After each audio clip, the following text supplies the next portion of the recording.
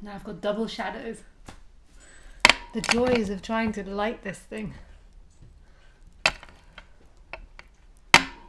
Everyone just thinks that you just stick a light in front of you and that's it, but it's not quite as easy as that.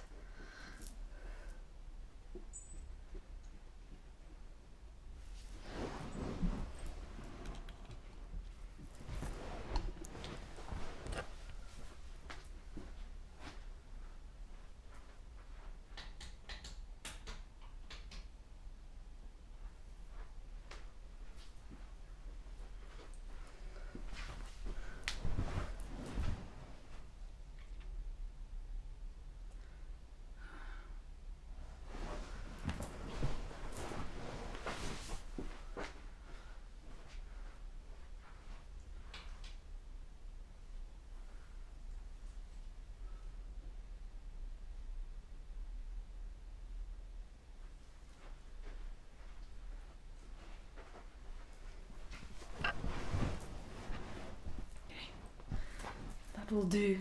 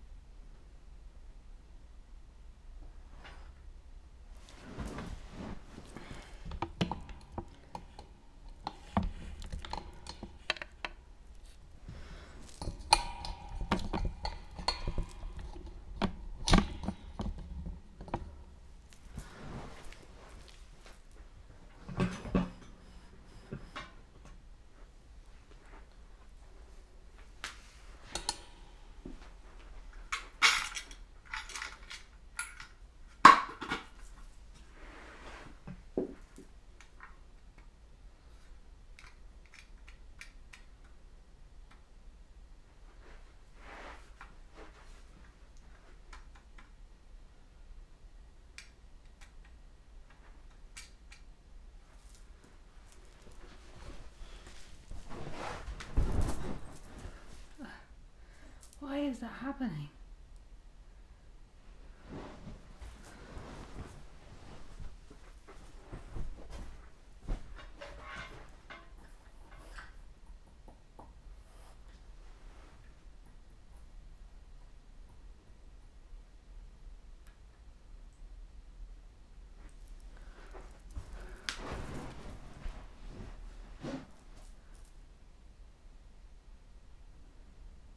Oh, I know. Okay.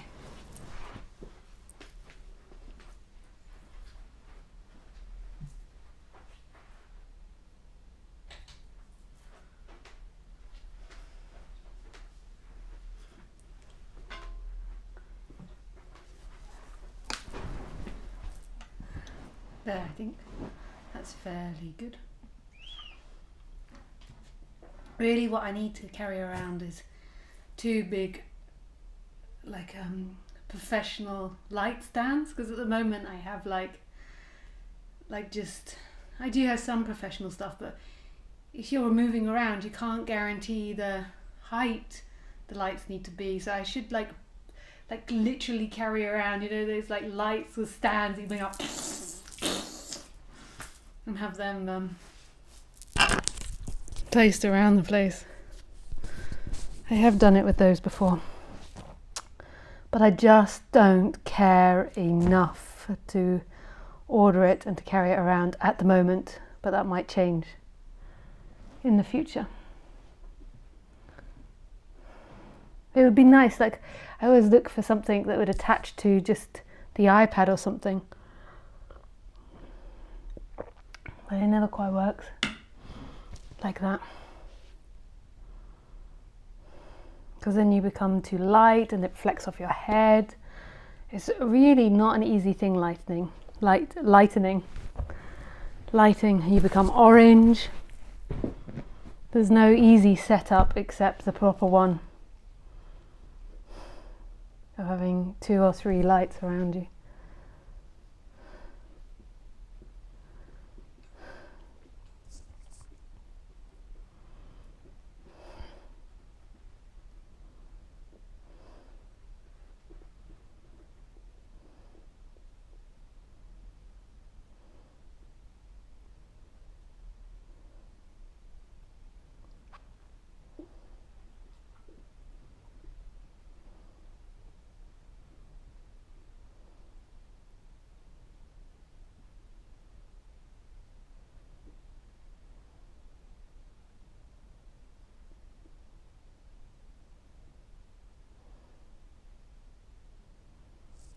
So hey guys, welcome to the live stream. If you want to ask me a question, then you do through Skype, which is Lisa Cairns 12. I do these talks nearly every Sunday and every Wednesday at 6 p.m. French time, and you just watch it on my YouTube channel. So just go to my YouTube channel. If you want to come to an event of mine, the next event that I have is in Spain at the end of March.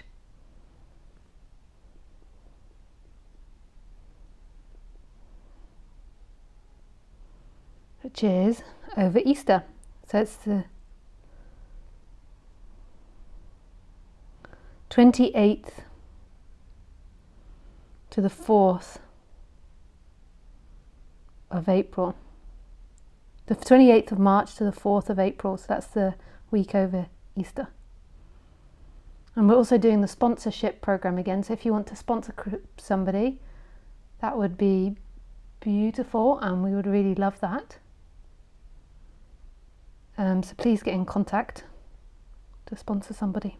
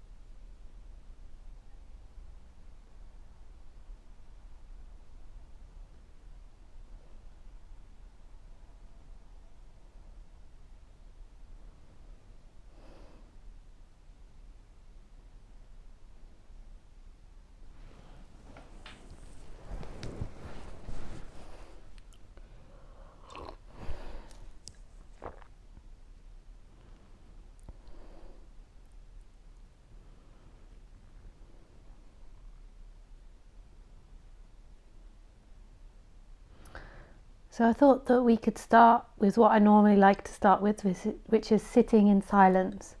I don't know how long we'll do it for, like 10, 15 minutes. And I really love sitting in silence. And this sitting in silence isn't about getting anywhere. It's not about you achieving enlightenment through sitting in silence. It's not about anything in particular. It's just sitting in silence. The whole day your brain is activated. You're always doing something or taking something in. Even when you're listening to videos, you're taking in information. And here we're just going to do nothing.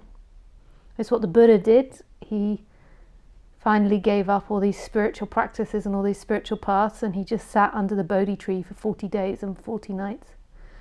And that's not what I'm suggesting you guys do. It's just sitting with what is, so whatever comes. And I'm not even suggesting put your focus onto your feelings or your body or anything like that. Just allow the body to detox and do whatever it wants to do. So if it wants to think, let it think. If it's agitated, let it be agitated. If it's in bliss, let it be in bliss. Like, just allow it to do what it wants. Just sit there. And I notice that a lot of people see this as a really pointless activity, and I don't know if it's because I got into this subject through Buddhism, but there was such a high emphasis when I was learning Buddhism to meditate, and so I just learned to sit. So when I was on the train after learning to meditate, I could just sit there and just not do anything. And I always assumed that all people coming to my talks that were into this subject kind of got the just sitting. And the more and more I realise that often people have just got into non-duality and just think it's about mentally understanding something, and at some point they're going to intellectually get something. And it really isn't like that. It's a relaxing back into what you are, which is this presence, which is always here.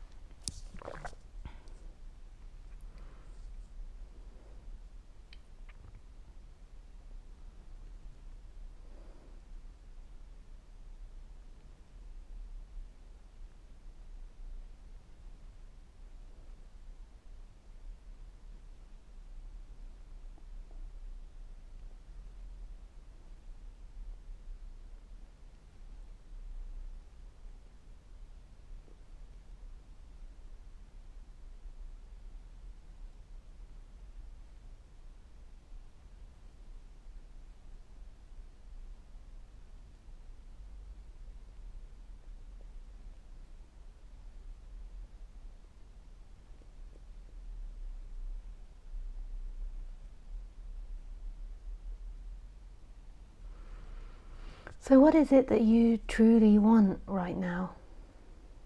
So just take a moment to ask yourself that question.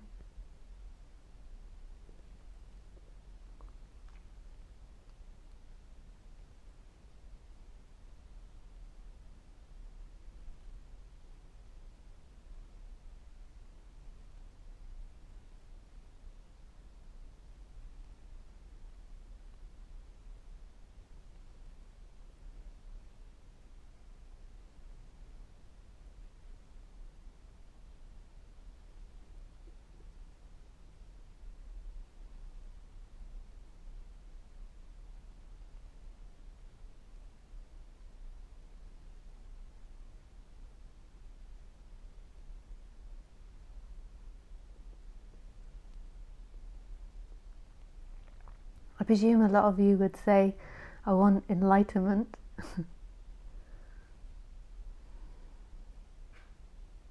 So if you did say you want enlightenment, what does that mean? I want enlightenment. Or what does that mean to you, to want enlightenment?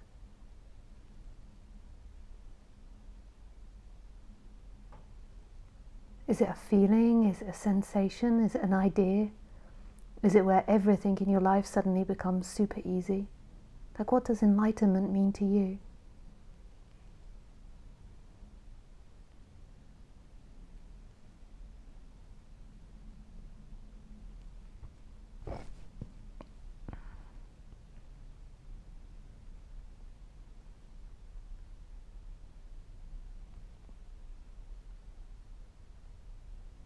To me, what enlightenment is a remembering who you are,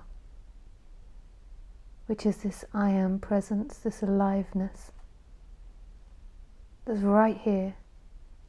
Not something about yourself in time, not an idea,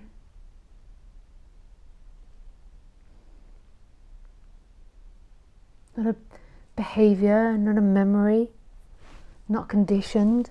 It's this alive presence that's right here, right now. It's not something you can get. And that alive presence doesn't contain anything. It doesn't belong to you. You appears in it. It's not something you've got from somewhere. You appear in it. The body appears in it. The alive presence always is. That's the nature of all things. And that's all that's really wanted in this life.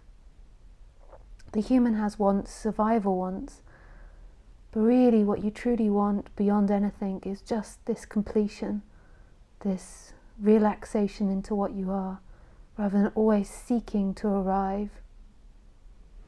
And in all of this, there is this human that arises, this person, and this person comes and goes, and this person's not hearing my voice. This person isn't listening to me. The I am presence is listening and hearing and seeing me. But the person is like a vessel in which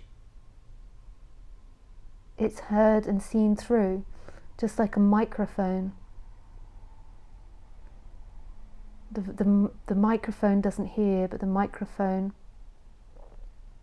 is a way that makes your voice louder. Or like a camera, the camera doesn't see, but the camera makes it possible for seeing to happen, to recording something to happen. So this body-mind is like that as well, and in the body-mind arises a person that goes through time, that was born on a certain day, that has a dog, that has parents, or lives in a certain country. And non-duality isn't about eradicating that person. Sometimes we get so fed up with being who we are, we want to eradicate it, and we get into really like hardcore non-duality. It's this movement back to who you are, which is beyond the person. And then you become not the person, this everything, but experiencing through this person. So there's also this personal level to it. And the person has wants. The person wants to go to the toilet, the person wants its dinner, the person wants to go shopping, the person wants to walk the dog. And those wants are the way that I am presence is expressing itself through these bodies. It's the way that I am presence moves these bodies. So an initial want comes, I want to go to the toilet, and the body moves, the body responds.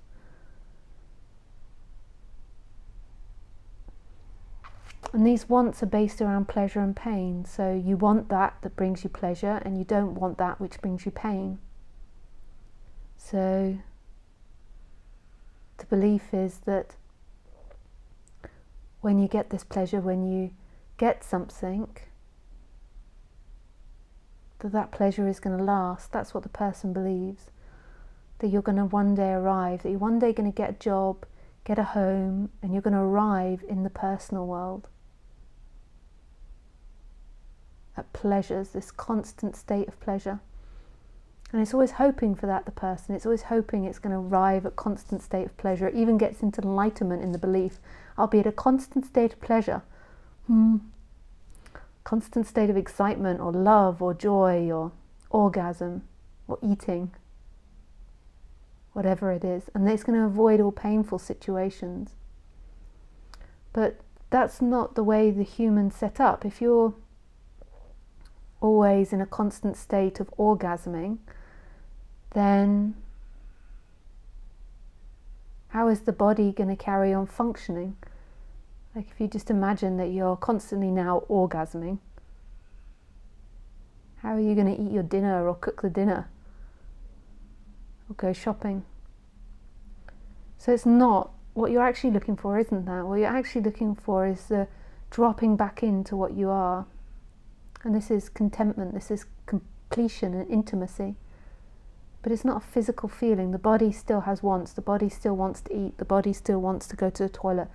The body still wants to go shopping, to get new clothes, to broadcast, to talk about this subject, to listen to this subject. And there's nothing wrong with those wants. The part that becomes the suffering is that I will get completion in a want. I will get completion in something I do. And so you're activating a part of the brain that's always about seeking for something else, something else, something else. And you believe in this dream, so it keeps thinking about what it's going to get, what it's going to get, what it's going to get. And it becomes more and more disappointing. You keep not arriving and the stress levels get higher. And what you've always been looking for is the closest sense of being, is this alive presence, and it's absolute home. And it's an expansion. It's a shift in perception from being limited and cut off and separate and believing you're going to arrive to this intimacy with everything. It's not a freedom from feelings. It's not a freedom from behavior patterns or to arguments or crashing the car. But it is a freedom on another level.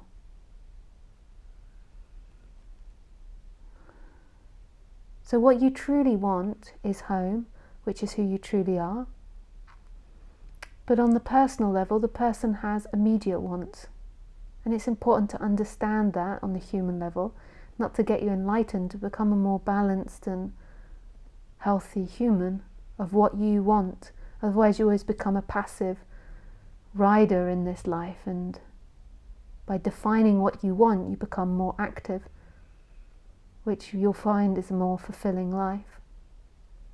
But sometimes we're so overwhelmed by wants because our society has so many possibilities that we can't make a decision because it's too important. But it's also not that important what you want. What's really important is this alive presence. What you want and what you get is either pain or pleasure. And sometimes you win, sometimes you lose. Sometimes you win, sometimes you lose.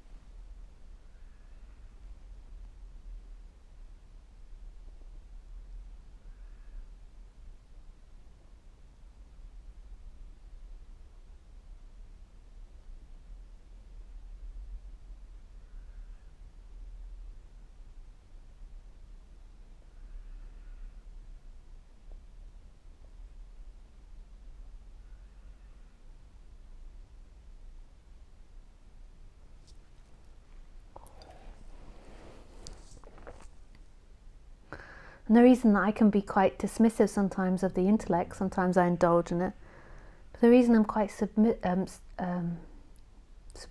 I'm submissive to the intellect, what's that word, dismissive of the intellect, is because I can see that you're never going to get there in the intellect. You're better off understanding on the human level what you feel. So when you're trying to ask a really intellectual question, you go into the feeling and you feel, what is it that I want right now? And you want peace. And you have to see what peace is, what connection is. And it's not in answering that question. You've been taught as a kid that the intellect is the king and the intellect will win. But peace, what you're looking for, is here, right now. You'll get a piece of information and it's not going to suddenly click in and make sense. You'll then have another question. The brain will keep producing it. So you can see if you have a question, there's a discomfort, you can register the discomfort. Okay, I feel scared now, or I feel like I'm never going to get it, or I feel I'm being left behind. So just notice that and just register that's the feeling. You can register where it is in the body rather than just being in the story. So I feel that in my heart, or I feel it in my solar plexus. And then register what you do want. What I want is knowledge and understanding because I believe it will bring me freedom. And then see that freedom's here. I know it's hard to see that freedom's here. When your mind is really active, and when you're really tense, it can produce uncomfortable feelings. But you just see it bit by bit. The freedom is who you are, which doesn't belong to the person. The person is a functioning of the body-mind. The illusion or self, the I is created in order to function as a body-mind in this society, to interact. It's not actually the experiencer. So you could say ultimately there is no I, but I'm a little bit reluctant to say that because I'm trying to stay away from extremities. I used to be really extreme when talking about this, but I've just seen the effect that can have on people. Somebody walking around that they are no I didn't do the washing up because there is nobody. I've slept with your best friend's sister because there is nobody. I smashed up your car because there is nobody.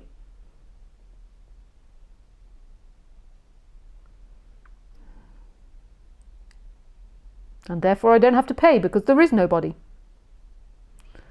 So that isn't what I'm talking about. There's an appearance of a person that's there for functionality within society.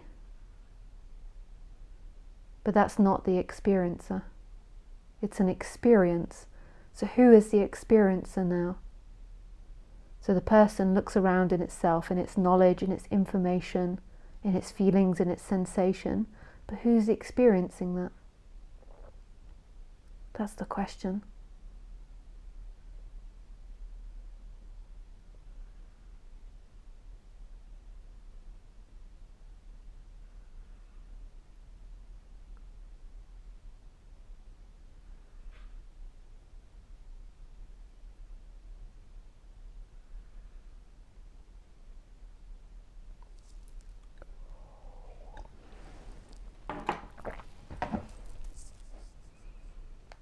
Okay, so we asked some questions. We answered some questions.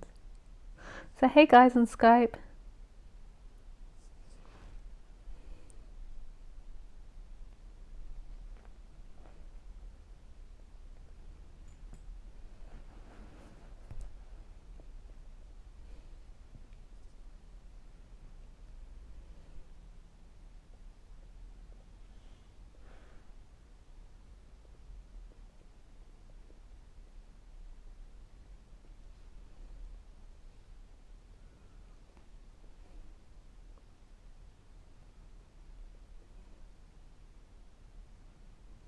Hi Johnny.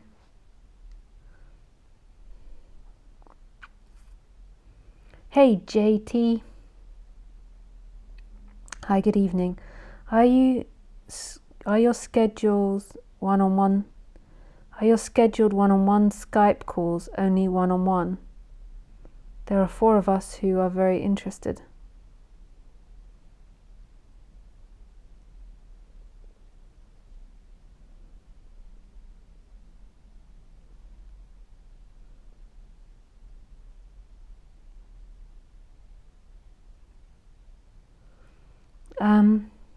No, you could do for people, I think. I don't know, I've never done that before. Like 4 people on one-on-one session. So I don't know. Don't know what that would be like. You guys have to work out what you want. And then we can see. Hi Matisse, good to see you. Hi Jerry. I really need to give you a lighting class someday. Yeah. I think I get the principle, but often I don't have the equipment. I get the principle because I can see that this side of my face isn't lit enough, but I just don't have the equipment to do it. I really need to buy proper lighting sticks and stands and everything. When I get my new house, when I move into my new house, maybe I'll do it then.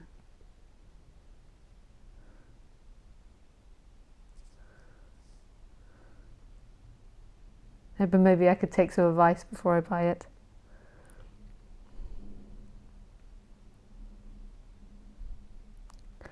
Please add me as a friend so I can ask questions.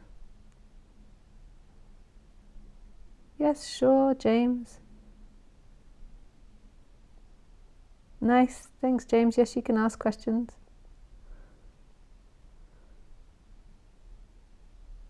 Hi Lisa, no worries, you're right. I sometimes think be careful what you wish for because you just might get it. Jokes aside, I tend to feel that what you truly need you always get, although it might not seem like it in the moment.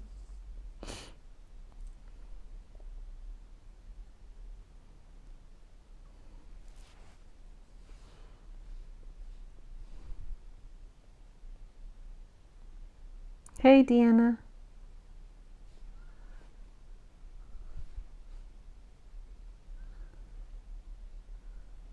Cool, glad you're open to it, thanks.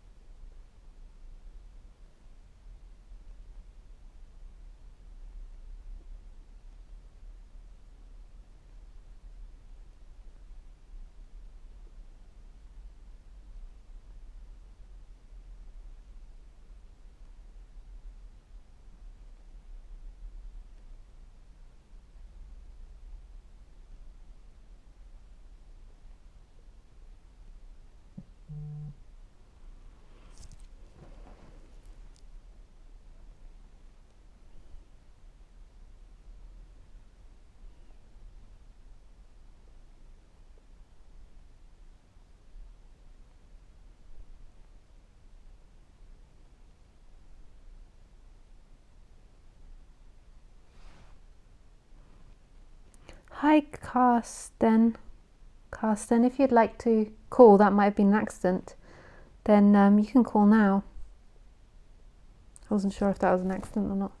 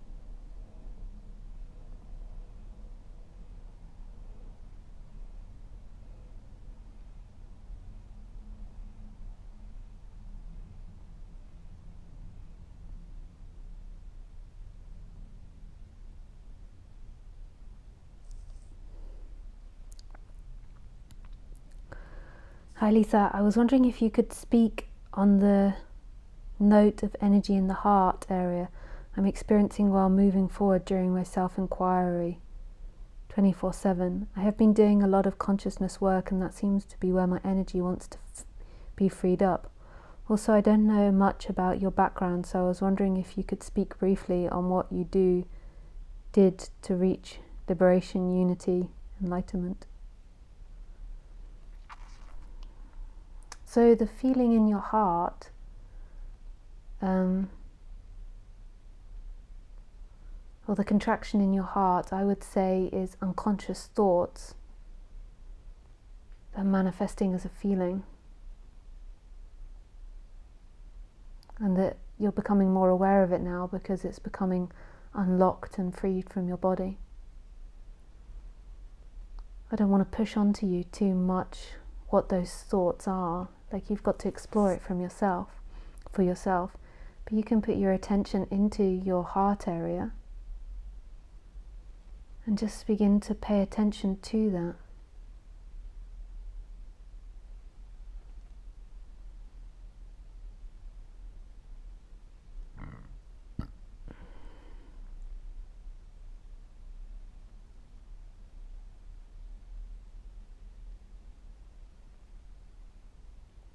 And ask yourself questions. What is this?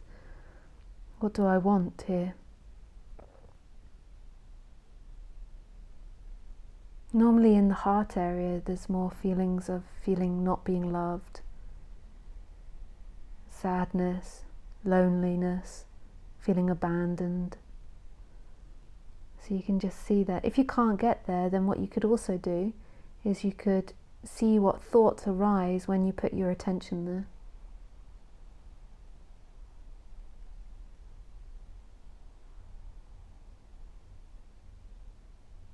But you could also call in now and we could work on it more in depth.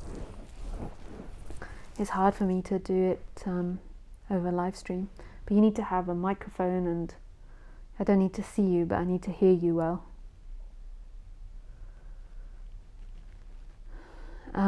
As to my background, throughout my 20s there was lots of seeking for many years and doing many different practices, and living in a very remote place with my teacher for 3 years. And then at the end of that there was a big shift and recognition. It wasn't the end on the human level. So on the human level, that recognition is digest and processed, and there's still the change, and this body's still expanding and growing and changing. But there was this shift to seeing that nothing in the human, nothing in pleasure, nothing in time frees you. What frees you is what you are, which is this.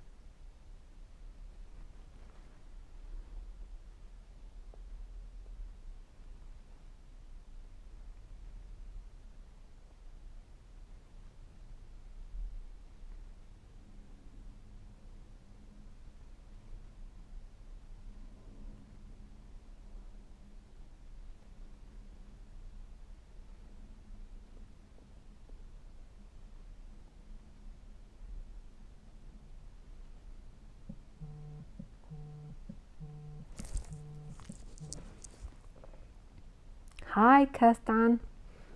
Hello. Hello. Hi, Kirstan. So you Hey, have. how you doing? I'm good, thanks. But you have to turn off your UStream volume, live stream volume, Okay. because Okay, I'll do that real quick, yeah.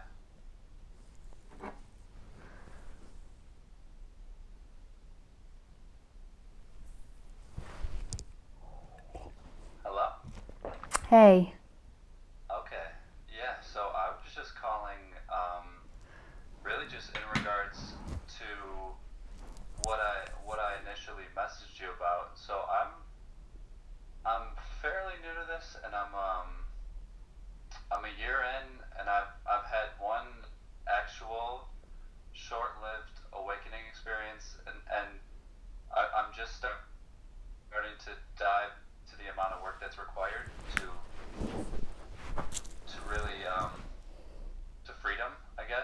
Yeah. to put it simply. So, And what's been but yeah, so what's what's been happening with, yeah. oh, I was just going to say, so what's happening within me is this, as I do my sit, and I usually do it in the morning, just as much as I possibly can most of the time, but as I do it, there's this expanding that's happening within my body, and I notice where I can't, where I'm still attached to the body seems to be bound in the heart area. Yeah. And do you have that, does it feel bound or does it feel tight now, the heart area? Not specifically, not in my awareness right now. Yeah. Can you remember when you have that feeling come up, any emotions or sensations that are happening in there? No, there's usually just like, cause I just try and like push, like almost like push through it, and just even when things are coming up, I just try to like stay like that's not me, that's not me, that's not me, like that's, so I don't per se try to ignore them, but then I just try to redirect them and be conscious about them. But Yeah. at the same time, there's a lot of just like, there's a lot of people oriented thoughts that come up in my like practice lately. Like it's mostly, it's no longer, because at one point my thoughts were consumed by outward pursuits and what I had to do in the world. Yeah. And now what seems to occupy them, because that was like a phase that came and went, and now what seems to happen is this just like very people oriented, very other person oriented thoughts. So like I'll be thinking about what he's doing with her, or just, and then there's just like very just like primal thoughts too, like just like sex, like money, survival, kind of like those thoughts, which are I think just normal with the ego. But Yeah. yeah, could you elaborate on that? Yeah, so what normally gets felt in the heart area is this sense of lack of love. So when we identify a young age at 2 or 3, we always feel like we lost something, and predominantly what we feel like we lost is this connection with everything. And we still feel love, but we normally feel it normally comes and goes. We normally feel connected at points when you're a kid, when your mother interacts with you, maybe when you eat, when you're having fun. But then there's other points where you don't feel love, where you feel sadness, abandoned, all other types of feelings. And before you started thinking, there was just connection all the time. But then when you began to think and imagine yourself, you began to feel connected and love, and then abandoned and not loved. And this goes on throughout life. And as we grow up, we're always looking for that connection with other humans. And we're always looking to be loved by other humans and to feel like we fit in and we've got a place. And as that happens, it grows. And what also grows is the opposite end, the feeling that you're not loved, the feeling that you're abandoned and that you're lonely. And as we go through time and we grow into adults, it gets stronger, the seeking for love and the attempt to avoid that loneliness and that coldness and that sense of feeling cut off. And what happens in our heart area then is we get funny energies there, like we get tight energies there, not all the time, but maybe something happens and the energy gets tight. Maybe we just think about something and the energy can get tight and we're not even conscious of it. We just think of a person and we feel abandoned. And it sort of gets stuck in the energy of the body.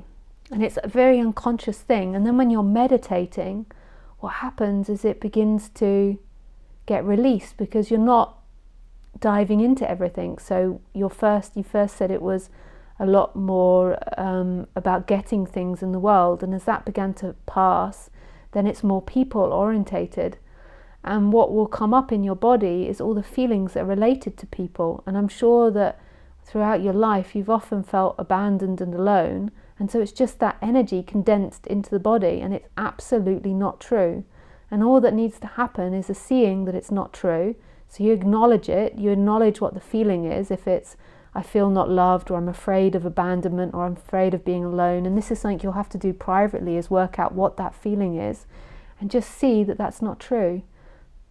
That you aren't alone, that you're not abandoned, that you're not a singular person. But it's all coming up now, these unconscious thoughts that you've been taught and hypnotized into by society. And so you've been hypnotized that freedom comes from connection with people in time. And so in order to think and feel that, you also have to have the opposite, that being alone is feeling disconnected, that there's loneliness, there's despair, there's abandonment. So you have these thoughts inside your body, and it's just seeing they're not true. As you begin to slow down by meditating, they're all beginning to come up more. Or they present themselves to you, and all that it needs to be seen is not true, not true, not true. That's not who you are. And loneliness and a sense of disconnection does not separate you from source. That's still happening in presence. It's not true that you've lost something in that. It's a belief system that believes you have, and then buys into it, and then seeks to find a solution of it in time. Yeah.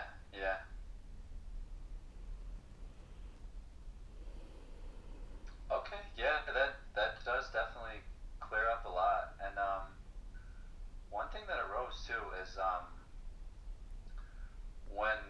when working through this stuff and just trying to continuously make like tangible like progress and really like experiential changes that happening a good amount and continue this continuous expansion. How necessary do you think it is to be in an environment where it's just that, to be where you're not working, where you're no longer in obligations to the world?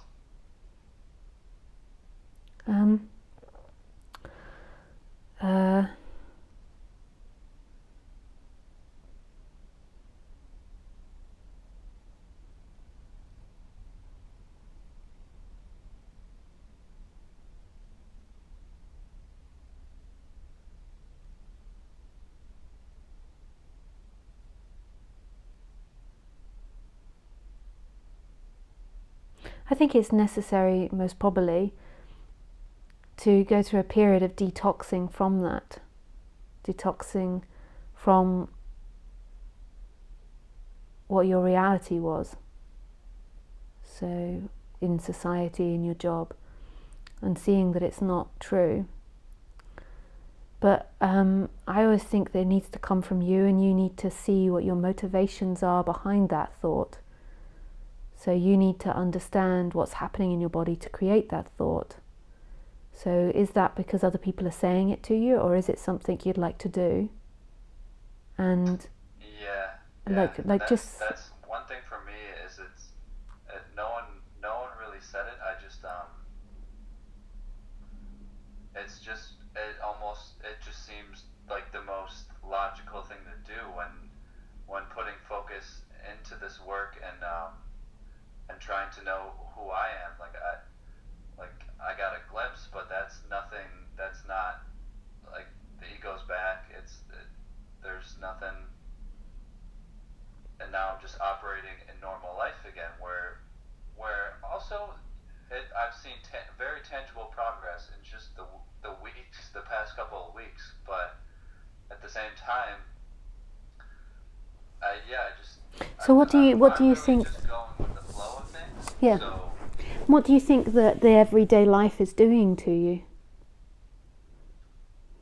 Like in a negative? for me, Yeah.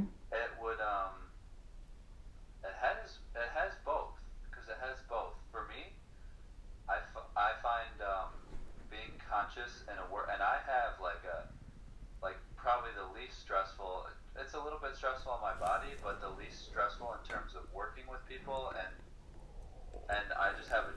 it's just me and doing my thing, like on my own time pretty much. But I find at my job it's very hard to stay present and stay with the inquiry, stay Yeah. with my inquiry. Yeah. Yeah. I mean, there's so many different layers to that, because at some point you have to begin to question who's inquiring and what presence is. But at the moment, it sounds like you need to go through the stage of doing that first, the inquiry first. And are you sure that there's nothing that you're trying to run away from in that job? No, yeah, I'm not running away from the job of, and I think it might just be one of those things that like I'm kind of I've only been doing the constant. I've been meditating for a while, but I've only been like constantly trying to be conscious, even when I'm not in the mode of actually meditating. So just making everything meditative, pretty much. But I just find that at work, for some reason, yeah, but nothing there gives me any reasons to like run away from it per se. Yeah. So what is being conscious to you? What does that mean? Being present. Yeah. Being present with like what I'm doing, and then having, when it happens, being aware of the thoughts as opposed to identified by some of the thoughts. Yeah. Yeah, because I'll be consistently present, and then I'll be working, and then it won't get to where, until I have to do like some kind of mechanical movement, like paint a ceiling or something like that, where I'm doing something that's kind of like a little bit like tough on the body because I'm in a weird position, and then I notice as soon as that happens, that like, I guess just maybe like the body stressor or something causes the mind to just like come in, and like, and it's weird because it happens as soon as I actually start doing one of these mechanical movements, and I'll stop and be like, oh, like just like catch myself getting identified with that. Yeah. And then as I stop, it goes away really quick. But then again, like right as I start again, then that separate self energy is there again. Yeah. Yeah. And what does it feel like to be present? Does it come with a particular feeling or sensation to it? I would say warmth and openness, carefree and stress free. Yeah. Because what's happening, which is really beautiful in you, is you are already present without putting any effort into it. There already is presence. There's instantly consciousness. So listening to me, like everything is instantly being aware. There is an instant awareness of it. So you're instantly conscious of my voice. You don't put any effort into it. You just hear it. But what's happened over your life is your mind has got distracted by always thinking about everything and getting lost in thought. And there's nothing wrong with that. There's actually a consciousness of that mind activity, that activity that's lost in thought. There's an inherent consciousness aware of that. But what your mind is actually doing now, so that active one that's thinking and believing it's choosing and doing all these things, is it's turning around and looking at that presence that you already are. And it's attempting to line itself up with that presence. And in moments when it does that, there's a dropping away of you being separate from everything, and there's an intimacy with everything. And that's really beautiful. But really, ultimately, it's not your action to become present. It's something that happens. But that's beside the point. At the moment, this is what's working for you, and it's really beautiful. I would put more attention into why you're becoming not present in certain circumstances. What's pulling you away from certain things? Yeah. Okay. Yeah. So when you're doing the ceiling saying it hurts, is there something in you that's saying, I don't want to do this? And as soon as it starts saying, I don't want to do this, I don't want to do this, I don't like this, is there something then that goes off into fantasy? Like, is there a feeling that arises in which you then go off into fantasy of thinking about something else? Yeah, and there, of course there. Yeah, that's exactly why I don't like to. That's exactly what arises is just this like hot kind of like this like rising heat and like pissed offness, I guess, and just yeah, just like this almost like this resistance. And then I notice like when I really really don't like it, I'll like I'll look at the clock, Yeah. which is even funnier, and I'll look at the clock and I'll just be like, oh god, like this is it's tough. Yeah. It's tough. So this is where I would then go into your feelings of what you feel in that moment, and just notice what's happening unconsciously in your body. So what you're aware of consciously is that your mind is drifting into thoughts, you're looking at the clock, you're wanting it to be over, and just look at what's happening in your body, like acknowledge the sensations that's coming up in your body. You don't need to do anything about them, it's just notice that your body's tensed up, your body's contracted, and that you're not enjoying this. So just notice that. Just notice it. Just notice that that's what's happening. So then your tendency of your mind goes off. What eventually happens is eventually it all begins to line up again. So you become more and more simple on the human level. You get to know the human better and better, and then it's like your feelings arise, and then there's an action from your feelings. And there isn't all this like unconscious process that they go through, this unconscious dance of you trying to avoid something, of you blaming the situation, blaming someone else, of you fantasizing about being somewhere else, about a better job or anything else. You just get more and more simple. So you begin to go back more and more into the simplicity of being human. So in that situation you realize there is pain. And that rather than at the moment there's like lots of resistance and there's lots of tactics to try and get away from it. So it's like, there is pain here, I don't want to do this, but yet I have to do it because of these reasons. So you just see that. You see, no other animal would put itself in this situation where it has to do something super painful to itself for a long period of time. It will do it for bits of periods of time. But because of our mind, our thinking mind, we do abstract things which create us pain and we don't see results from. Because we can think, I've got to do this because of money, I've got to do this because of the mortgage. And whereas an animal, it's a lot more simple for an animal. An animal doesn't have this complicated thinking mind, so it might be painful hunting an animal and killing another animal, but it's quite immediate. So the pain is quite immediate, whereas the human is more complicated. It starts having all these complicated thoughts and fantasies. It reminds itself of when it was at school and when it was uncomfortable at school, so then it has uncomfortable feelings coming up from school. It reminds it has all this ability to think, so it associates it with lots of other things. And all you need to do is become more simple, so just become more and more aware of yourself. And the more and more aware you come, the easier it will be, or the more that attention will stay in who you truly are, which is that boundless freedom. Yeah. Sorry, my phone is I'm losing power. Oh, that's all right. Yeah, everything came through really clear, and yeah, I appreciate that. Yeah, thank you. That's a pleasure. See, sometimes what happens is that, we have these ideas, I've got to leave my job, and then we do rash things, and we put ourselves in these situations because we have an imagination that it's about leaving the job, when really it's more about understanding yourself.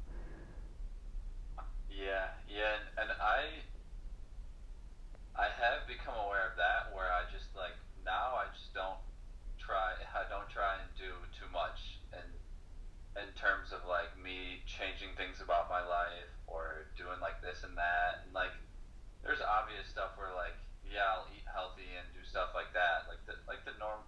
Yeah. stuff that benefits me as a human, but like in terms of like should I quit my job or not, or like am I in a good relationship, or like do I need to be with this person if I'm going to be more conscious or something like that. All that like bundles of confusion I was noticing. So now I'm just like, Yeah. now I just, like you were kind of saying, is just try and keep it simple. Yeah, and then the more simple you take it, so the more that you take it back to yourself, what will actually become more clear is what you truly want. And then you will be able to act. And then the action to leave the job, if that's what's going to happen, or the action to change relationship will happen. But first of all, become more and more simple. Understand yourself better, and then your natural wants will come, and your natural wants will feel more like a flow rather than like something you've had to mentally think about for hours and days and weeks. It will be more of a, you'll just know. There will just be more of a sense of what the body wants. That it doesn't want to do something, or it wants to do something, or it wants to change something. Yeah. Nice. It sounds like it's going well. Keep it simple. So I meet so many people that get super complicated about this subject, but what you're doing sounds really simple and really nice. So that's Yeah, good. thank you. And I appreciate talking to you and you making the videos and Oh, pleasure. helping people out. And that's really the only reason I'm doing any of this in the first place. And I wasn't aware of that until I guess like halfway through this year. As I just wasn't aware of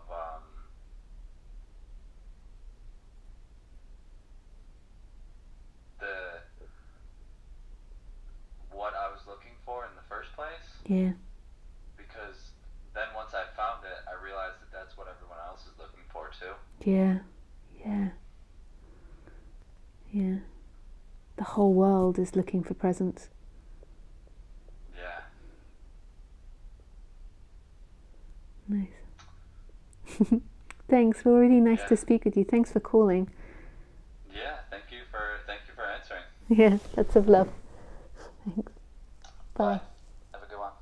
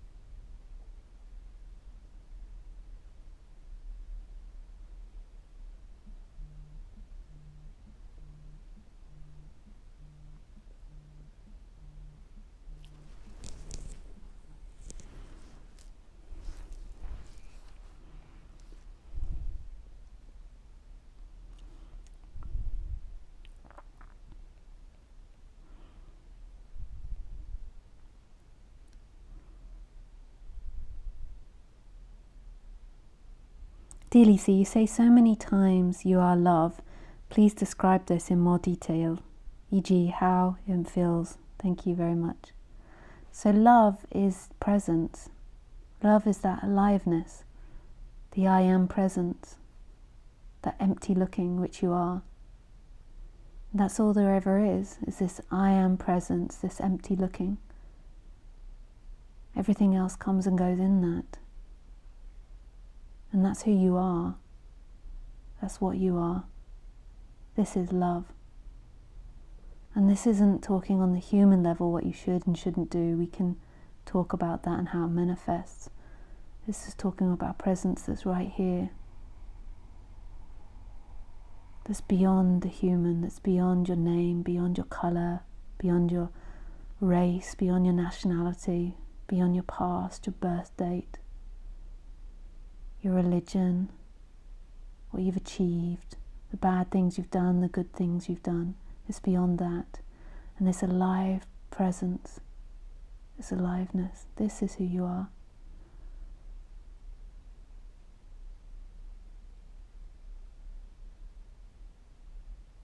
This is what you are.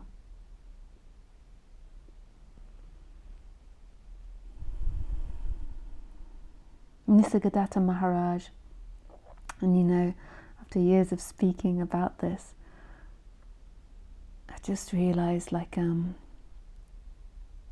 the mind's really active or when you're beginning to listen to this subject, sometimes you need to do things. Nisargadatta Maharaj used to say, put your attention in that I am. So it's like put your attention in the present moment. And ultimately that you that's putting the attention there cannot put the attention in the present moment because that you is appearing in the present moment. But while you feel separate, these are things that you can do. So you put your attention in the I am. And the other thing you can do is understanding yourself. Understanding on the opposite side what's taking you out of this, what you're running from in time, why the person is trying to run to time to get home when home is here. So you can look at what the body feels and what's pulling you into the timeline. And then also that person can put its attention in the I am. Nisargadatta Maharaj used to say, hold on to the I am, and that was what I always used to do. I used to chant the I am, not all the time, but when there was a lot of discomfort or pain or suffering, I would say, I am, I am, I am.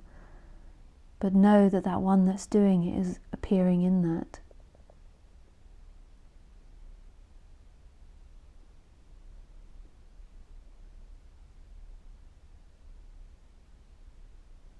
And just do these two simple things. The mind wants to overcomplicate things. The more I work with people, the more I see that the mind wants to overcomplicate things because then you stay in the mind. So keep it simple. When you're suffering, you look at the feelings that you're trying to avoid and trying to get away from, and you understand what it is you want. And also, when you're less suffering and when the mind is just really active or you keep getting lost in things, then you can put it in the I am, that alive presence that you are.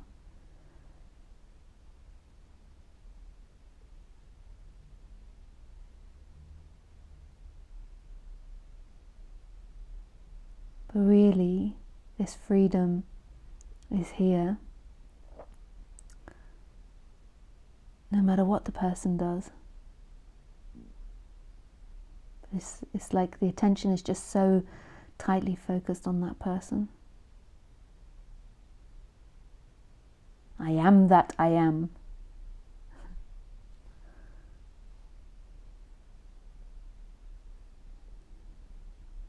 Who's the most hardcore non-duality speaker? Oh, I don't know. Hi Lisa, I joined a group that says that when most of people come into the body, we are in the phase 1, where there is significant lies and illusions that limit one and create struggles to that. We don't perceive oneself as a light body and we aren't aware of our true self. Then there is phase 2, where we experience that we are our higher self and that this higher self is running the show and creating itself in such a way to have our special story or journey unfold perfectly, even though our mind machine does not think so. And then we go into this phase 2 experience. There becomes much more ease and true joy, and we experience oneself as one with true creative essence or higher self. What is your big out-of-box viewpoint on the experiences to shifting from phase 1?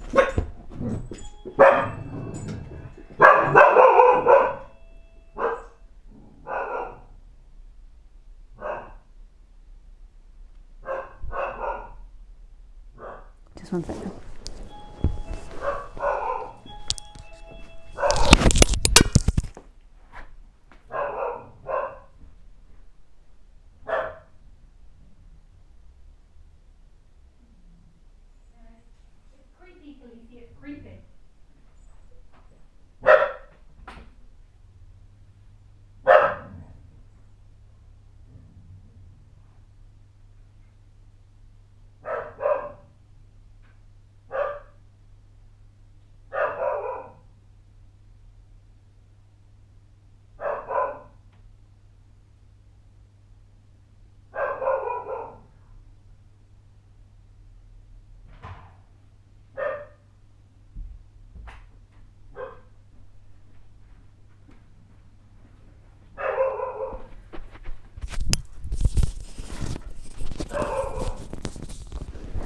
The ghost keeps ringing the doorbell. It rung it last night. I'm staying with my parents over Christmas, and they have a faulty door system, and it just keeps ringing at random times. It's a little freaky. There's nobody there. Khaleesi is very agitated by it. So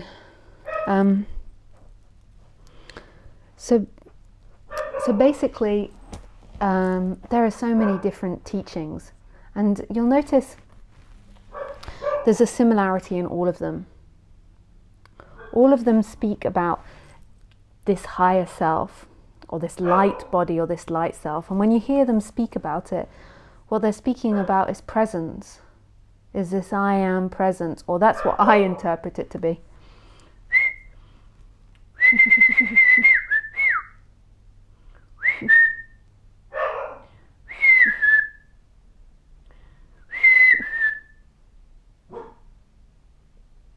Hey, Easy.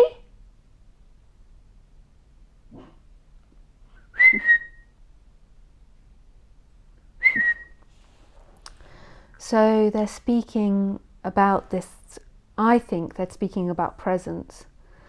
And all of them have different stories to it as to why you're separate, different methods to becoming home again, and they all speak about it differently. So you've got Eckhart Tolle, that's all about being in the present moment. You've got Course in Miracles, that is about hearing spirit and hearing the voice of God. You've got Non-Duality, where I'd say there is no body, there is only presence. Who you are is consciousness, or that alive presence. You've got Christianity, that will talk about, well, I don't know Christianity that well, but would talk about the Holy Ghost, like the Trinity. Yeah, I can't comment that much about Christianity. I don't know that much about it, even though I am Christian, or was born into Christianity. A terrible Christian. I know more about Non-Duality, Course in Miracles, the higher self, and all are talking about this essence that you are, all of them. And they all have loads of different ways of phrasing it, and this and that, light body. But all of them are pointing to the present moment. The Buddhists, the Buddha nature, and what you are right now. The Buddhists, I love it the way the Buddhists say it, they'd say that you're emptiness and wholeness simultaneously, because that's what presence is. Like, where is presence? Where do you find it? It's not a thing, and it's all things. Emptiness, it's totally empty and it's full. The experiencer, who is the experiencer? There is a character, but the character isn't the experiencer, and this experiencer is not a thing, emptiness, and all things. Like, where in this room does your experience end? You tell yourself the experience ends at my body, but where does it actually end? Where does your feeling stop? Where does your looking stop and the world begin? Where does your hearing stop and the heard begin? Where is the beginning and end to anything in experiencing? You've got a personality, a character that arises that says, I was born in 1980, I'm 30, how old am I? 37 years old. I'm super intelligent. I'm super, what else is there? Whatever. Super this, super that, super not this, super not that. I like this, I like that. But that character is never experienced a thing, it's being experienced. And when you, I would say in the way non-dualists would speak about it, most of them, is that this personality, this character arose when the brain started thinking, which is maybe at the age of 1 or 2, and you began to believe that you were only the character, that you were name, you were someone moving in time, that you were your hobbies, your likes, your dislikes, your behavior traits, your good actions, your bad actions. But actually there was something there prior to that. And what was that? What was prior to that person arising, that character arising? And can you see that character comes and goes and is always changing and always growing? So that character cannot be the experiencer. So who's the experiencer? Right now, who's the experiencer? And you begin to see that all there is this presence, this I am presence. And that character, which is so involved in itself and gets headaches in anxiety and thinking about itself, is an experience happening, but not the experiencer. And the experiencer is this sense of aliveness, this I amness. And this is where I was saying about putting your attention back on that I am. So that character feels totally involved in itself and totally chaotic. So that character can put its attention on this I am. And when that character's feeling chaotic feelings, that character can put its attention on the feelings and on the discomfort. But notice that all of that, the character and the person putting its attention on feelings and doing all these activities, there is an awareness of it. There is a knowing of that the person's arising and disappearing in inherent consciousness, this inherent consciousness of this. But while that person feels uncomfortable, and while it feels really separate, then keep bringing the attention back to what's actually happening, back to the feelings, back to the I am.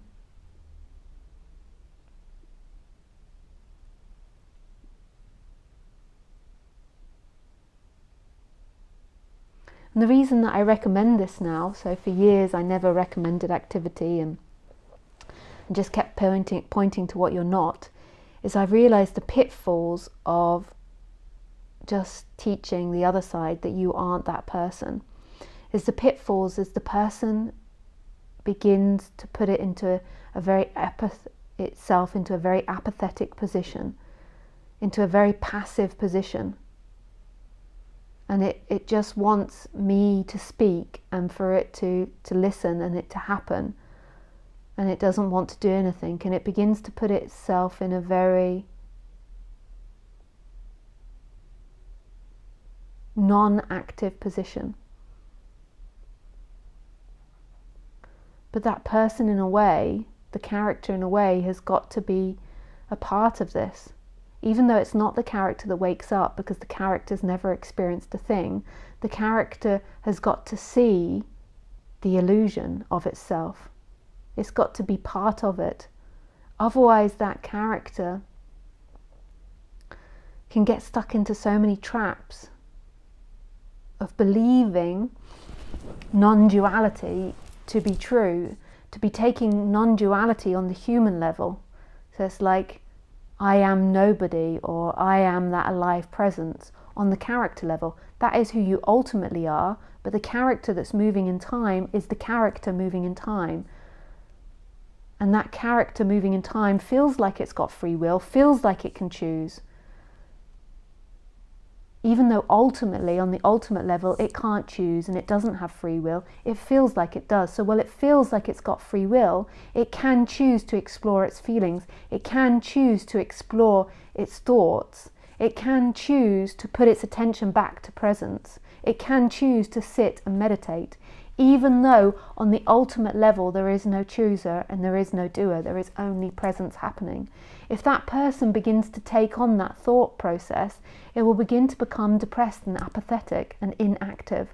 And that's depressive to that character. Being inactive is depression to the character. So there's a fine line between hearing this information and seeing that who you are isn't that person and isn't the character, and that who you truly are doesn't choose and isn't the chooser, but on the human level, understanding that you feel like you choose, you feel like you have the choice to get up and go for a run. Ultimately you don't. Whether that happens or not isn't down to you ultimately, but you see that that person has the feeling of choice and how important it is that that person does things and doesn't get into a trap of becoming depressed and not doing things, because that will loop in on itself. So, well, you feel like the person, you can put your attention in the I am, in the alive presence, and when there's lots of contracted suffering, you can explore that. And if that's too confusing and you're feeling overwhelmed, because that's a character thing, feeling overwhelmed and feeling confused, that's a character thing, then we can work through it on a one-to-one session, but don't get stuck. That is a character flaw. And don't use non-duality to keep stuckness.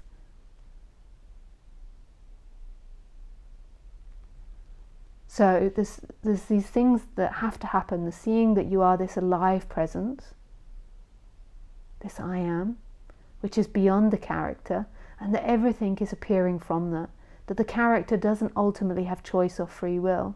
It's an effect of everything that's ever happened, and it's spontaneously appearing out of this. But on the character level, you feel like you can choose. And that's important, to feel that strength, to feel like you can choose between water and coffee.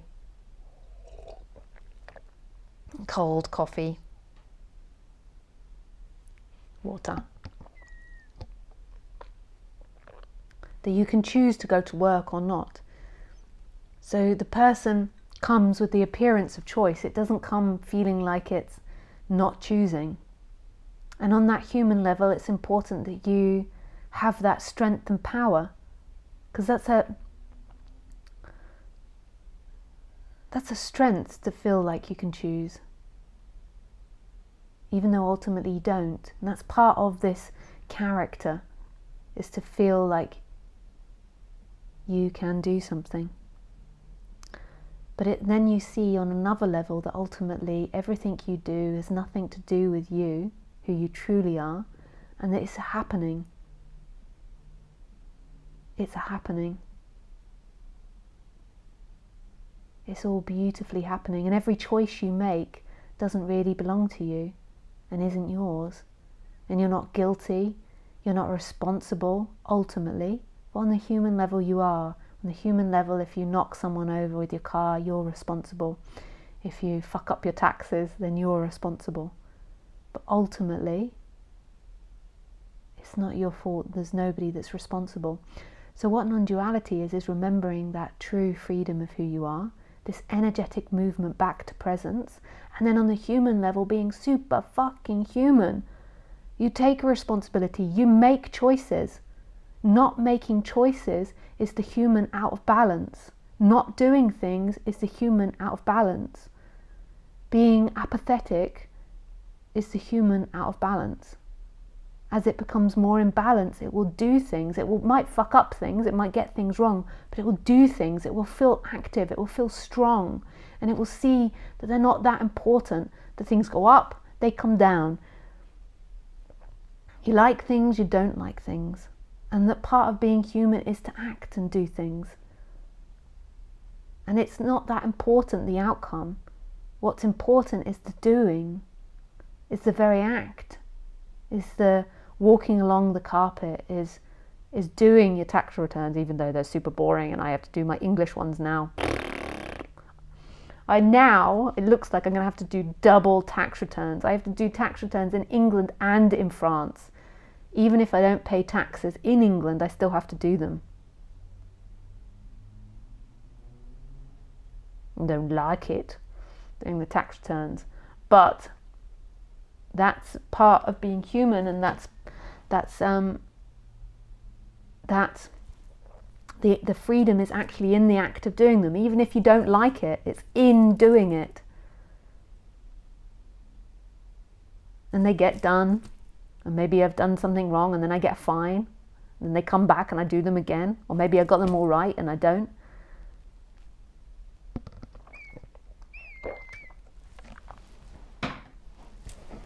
It's not being overwhelmed mentally by everything. When you just believe you're that person, you feel overwhelmed by the responsibility of all these things in this life. They ultimately belong to God, belong to the divine. The outcome has got nothing to do with you, but the illusory you has to act and take responsibility as if it does. This is so important, and this is something that I've struggled to be able to communicate over the last 7 years, and I'm getting better and better at communicating. Because the most important part is the waking up and seeing that none of that is you. And that's what I used to heavily focus on. But then I began to realize a big disbalance with the character, that lots of characters were coming to me that weren't wanting to take responsibility for their life, that were wanting me to do all the work for them. They're wanting to just listen and it to just happen. And there was a big character disbalance. And unless they dealt with that character disbalance, then the hearing of presence is almost impossible. So you have to do two.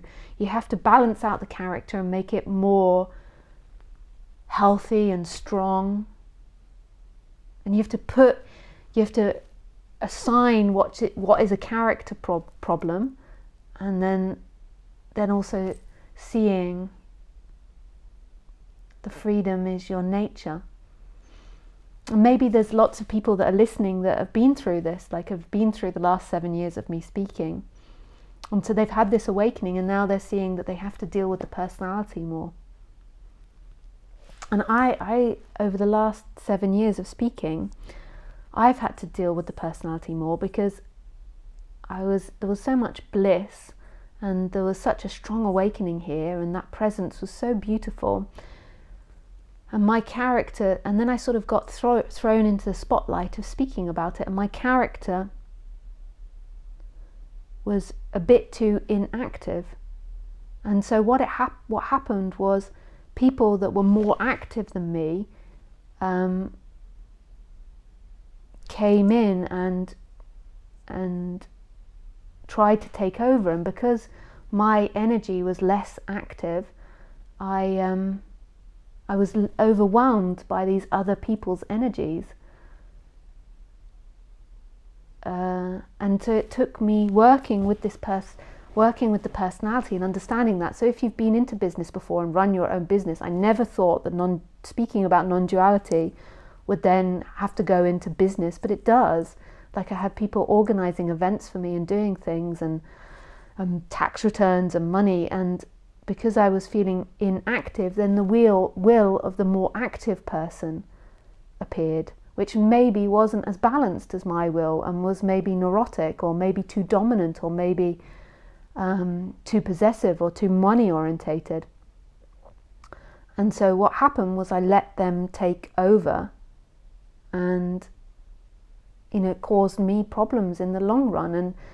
And so I had to work on the personality to become more active in this society, because there is a tendency with this subject to become inactive on the personal level, and it almost is promoted, but that inactivity isn't a personality characteristic trait, it's your nature. And when you have these big awakenings, it can go into a personality trait. I remember Eckhart Tolle talking about sitting on the bench for 2 or 3 years after the awakening. But eventually the personality has to come back and deal with life and deal with people.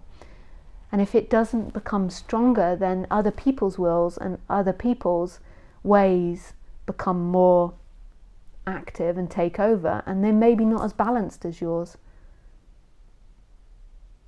So it's really important to allocate what belongs with what. Like what belongs with the personality and what belongs with that awakening. And basically presence is the freedom, and even if your personality is inactive, if there's a movement back to that presence, then there is freedom. And if your personality hasn't acted enough and your life becomes too chaotic because of other people managing it, then there's still freedom in that. But then eventually you'll stand up to those other people or those other forces.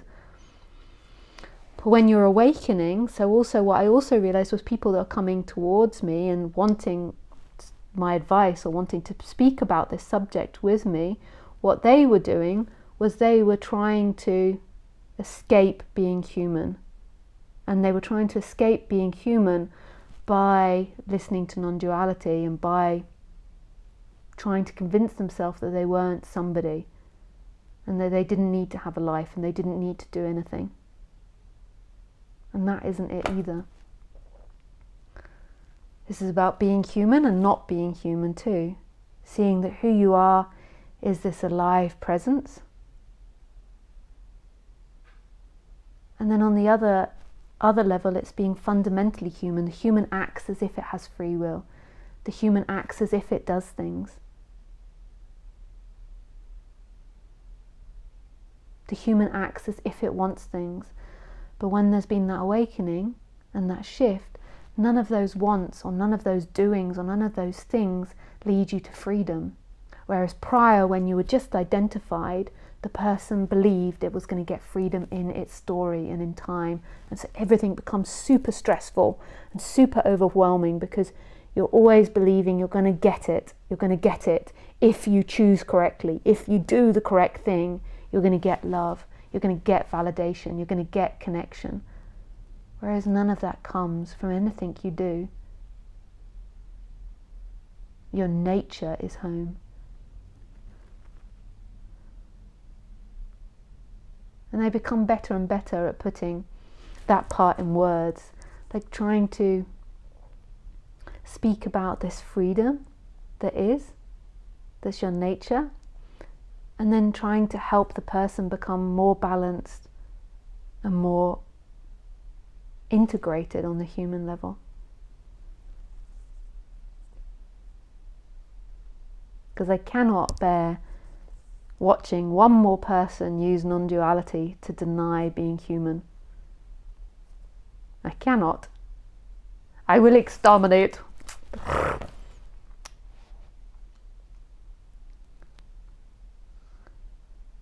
And I've done it too. I cannot bear it appear in myself either.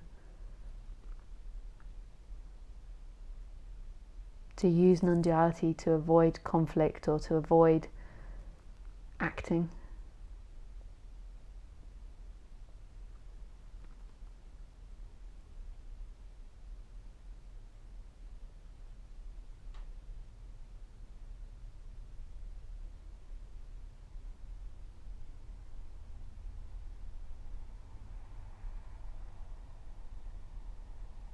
And this part of things can be undesirable, the speaking more on the human level, because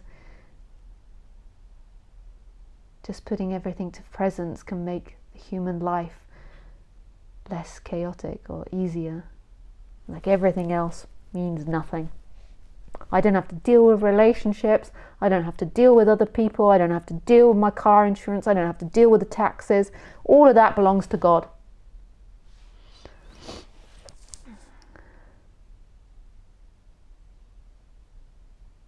And so the person's happy to just have this presence thing to focus on. It's less chaotic. Which in one way it has to go through a phase of just focusing on that to really see that you aren't this person moving in time. You're this alive, present freedom.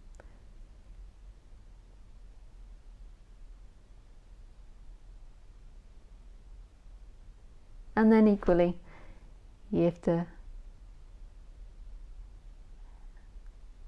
iron out the human.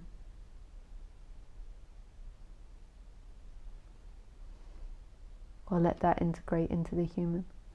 And then you become super strong human.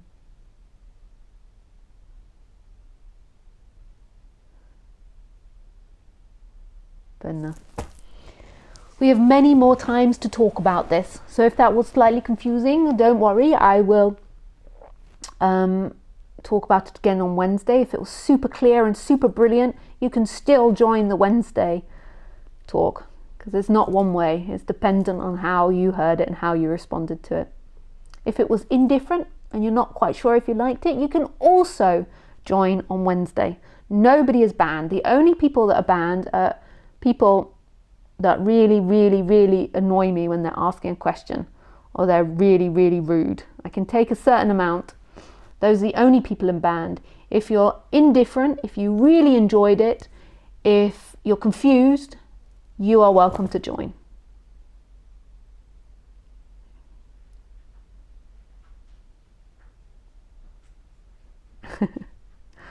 So yeah, lovely sharing with you, and I send you so much love, and I shall see you Wednesday, as long as it's not Christmas Day.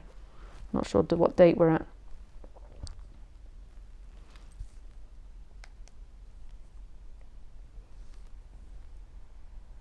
I don't think it's Christmas, is it? Nope, the 20th, yeah. So I can see you Wednesday. Okay guys, lots of love, thanks, bye.